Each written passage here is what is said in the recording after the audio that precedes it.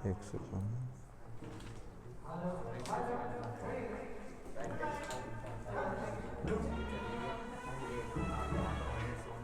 चलो, तो balance of payment का मतलब क्या होता है?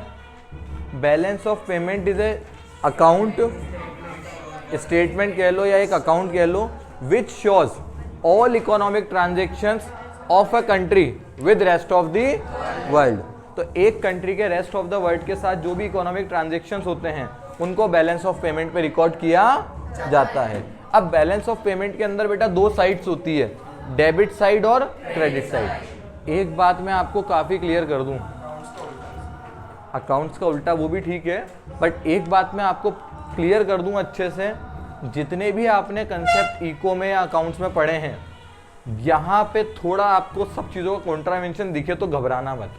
ये चैप्टर पूरा आइसोलेशन में सबसे डिफरेंट है। अभी तक आपने कैपिटल और करंट पढ़ा था, सर कैपिटल और रेवेन्यू पढ़ा था। कैपिटल मतलब वो जो असेट लाइबिलिटीज को इम्पैक्ट करते हैं, रेवेन्यू जो उनको इम्पैक्ट नहीं करते। यहाँ पे वो भी एक अलग चीज़ आती है, capital account transaction, current account transaction, एक अलग ही चलता है फंडा।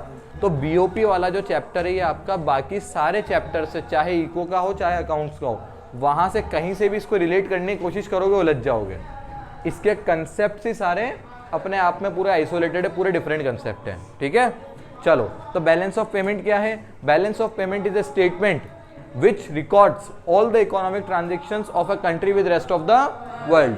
मतलब एक कंट्री के economic transaction rest of the world के साथ क्या है वो हम बैलेंस ऑफ पेमेंट अकाउंट के अंदर रिकॉर्ड करते हैं। बैलेंस ऑफ पेमेंट के अंदर दो साइड्स होती हैं, एक होती है डेबिट साइड, एक होती है क्रेडिट साइड। उल्टा, अकाउंट्स का उल्टा बोला था मैंने, याद है ना, अकाउंट्स का उल्टा बोला था। यहां हमने बात की थी सर अकाउंट्स के अंदर डेबिट मतलब क्या होता है? इनफ्लो। डेबिट कैश रिसिप्ट होता है तो डेबिट करते हैं, यहाँ उल्टा, यहाँ इनफ्लो को डेबिट नहीं, यहाँ आउटफ्लो को डेबिट करते हैं। तो आउटफ्लो किसी भी रीजन की वजह से फॉरेन करेंसी का आपको आउटफ्लो हो रहा है तो वो debit side of balance of payment record किया जाएगा, और अगर इनफ्लो हो रहा है तो क्रेडिट साइड रिकॉर्ड किया जाएगा। एक एमसीक्यू इसका भी आ जाता है, वो एक ट्रांजेक्शन दे देगा जैसे रीपेमेंट ऑफ लोन।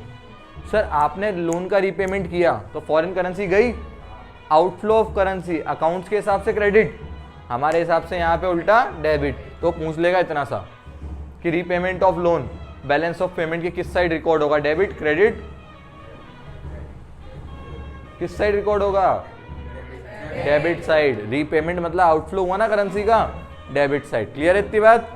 अब चलो बेटा, इसीलिए इसको ऐसा पहले अकाउंट्स की तरह सोच के उल्टा कर दो, अकाउंट्स की तरह सोच के उल्टा कर दो। सर गवर्नमेंट ग्रांट्स, ग्रांट मिली, government grant received from rest of the world, grant receive from rest of the world.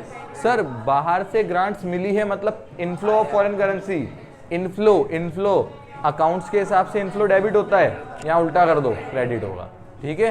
एक नंबर में क्वेश्चन आ सकता है। अब सर बात करते हैं इसके कंपोनेंट्स की। तो तीन कंपोनेंट्स होते हैं बैलेंस ऑफ पेमेंट अकाउंट के। पहला component current account, current account transactions, second capital account transactions, और third official reserve.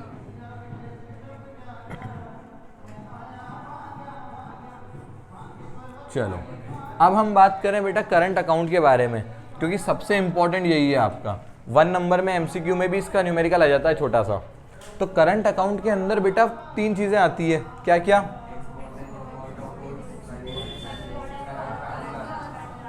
Visible items और इनविजिबल आइटम्स।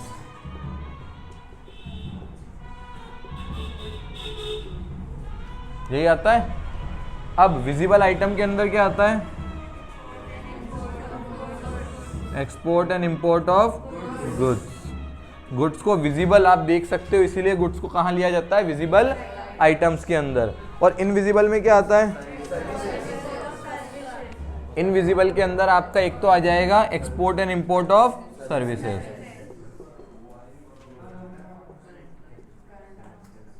और एक आ जाएगा आपका क्या? Current transfers. ठीक है, क्लियर है इतनी बात? अब सर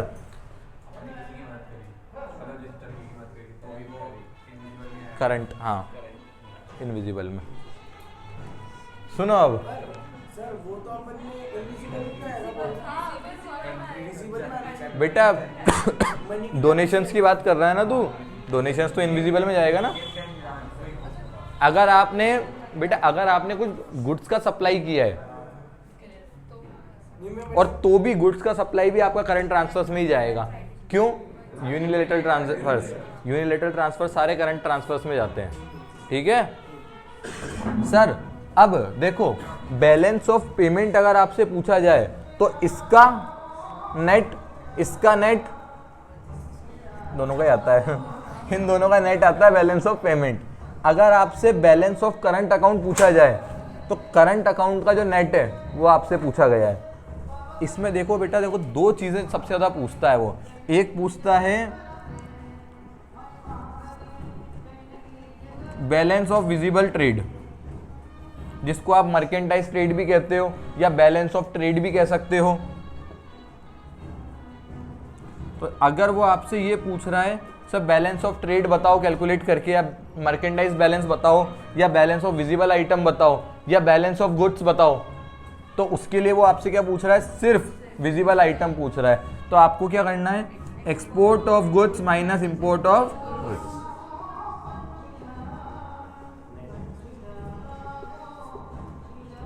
ठीक। बट अगर वो आपसे बैलेंस ऑफ करंट अकाउंट पूछ रहा है,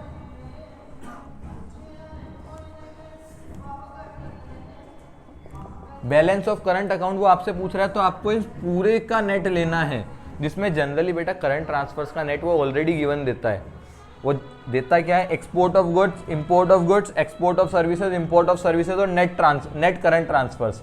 तो export of goods minus import of goods करोगे ये आ जाएगा इसका net, export of services minus import of services करोगे इसका नेट आ जाएगा, और इसका नेट ऑलरेडी गिवन है।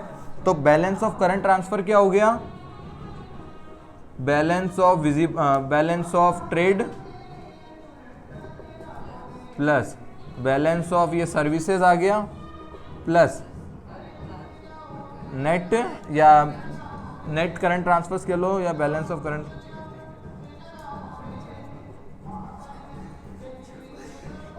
क्लियर है इतनी बात? वो देना सैंपल पेपर सीबीएसई का, इसी में एक क्वेश्चन दिया हुआ है तुम्हें। देखो एक क्वेश्चन दिया हुआ है इस तरह से, year 2010-2020 visible export visible import 280, 580, 240, 460। अब आपसे उसने पूछा है identify which of the statement about the period 2010 to 20 is correct. तो 10 और 20 में क्या हुआ? चार ऑप्शन दिए हुए, improvement in balance of trade, मैं लिख ही दूं, improvement in balance of trade, increase in trade deficit, improvement in balance of invisible item और डिट्रॉयशन ऑफ बैलेंस ऑफ ट्रेड। डिट्रॉयशन तो कैसे लिख तो देते हैं पर ये तो जानते ही नहीं। डिट्रॉयशन कम होना। वो तो हो नहीं रहा। बताओ क्या हुआ सर? देखना पड़ेगा। 2010 में एक्सपोर्ट माइनस इंपोर्ट करोगे कितना आया? 40। 2020 में एक्सपोर्ट माइनस इंपोर्ट करोगे तो 580 माइनस 460 कितना हुआ? 120। तो सर पहले बैलेंस ऑफ ट्रेड जो था, विजिबल आइटम्स को माइनस करते हैं, visible export minus visible import करते हैं, तो क्या आता है? बैलेंस ऑफ ट्रेड आता है। तो बैलेंस ऑफ ट्रेड पहले था 40, अब हो गया 120, तो इंक्रीज हुआ। Increase in balance of trade. Balance of payment होता तो ये ऑप्शन नहीं होता, बट बैलेंस ऑफ ट्रेड पूछा इसलिए ये ऑप्शन है। ट्रेड डेफिसिट की यहाँ बात कहाँ हो रही है? ट्रेड डेफिसिट मतलब तो बोरोइंग्स, एक्सपेंडिचर ज्यादा रिसिप्ट से, तो वो यहाँ पे एक्सपेंडिचर रिसिप्ट की बात ही नहीं है।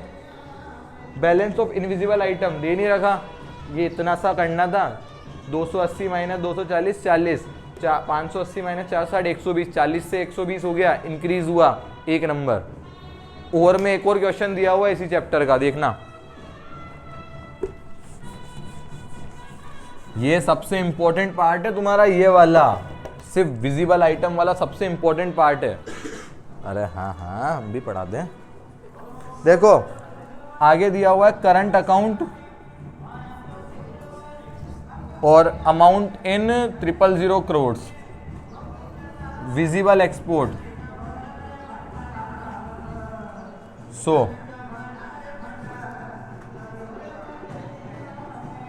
Visible import 150,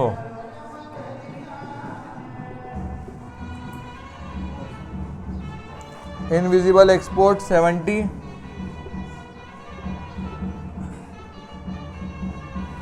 invisible import 30,